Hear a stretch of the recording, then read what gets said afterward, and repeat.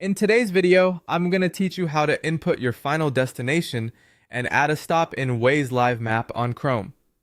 If you're planning a trip with more than one destination, Waze Live Map makes it easy to organize your route before you leave. This is especially useful when you want to make a stop along the way, instead of only navigating to a single final location. In this walkthrough, I'll show you how to enter your main destination, add a second stop, and arrange everything in the right order so your route makes sense from start to finish. To begin, open Waze Live Map in Chrome. Once the map is fully loaded, go to the main address field and enter your final end destination. This should be the place you ultimately want to arrive at when your trip is complete, not the stop you plan to visit first.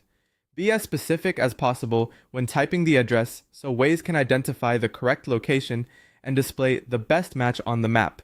After your final destination has been entered, look just beneath the main address field. You'll see the Add a Stop option. Click that link to insert another destination into your route. This tells Waze that your trip includes an additional location before the final arrival point. Now, in the new stop field that appears, type in your mid-trip secondary stop location address. This should be the place you want to visit during the trip before heading on to your final destination.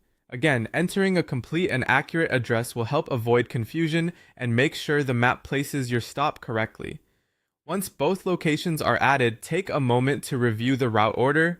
This is an important part of the process. You'll want to reorder the location pins so your multi-destination travel sequence is structured correctly. Move the pins into the order that matches how you actually plan to travel. For example, your stop should appear before your final destination if that's the sequence of your trip. Before you finish, it's a good idea to double check the map visually. Make sure each location is correct and that the route order reflects your intended path. A quick review here can save time and prevent navigation issues later. And that's it.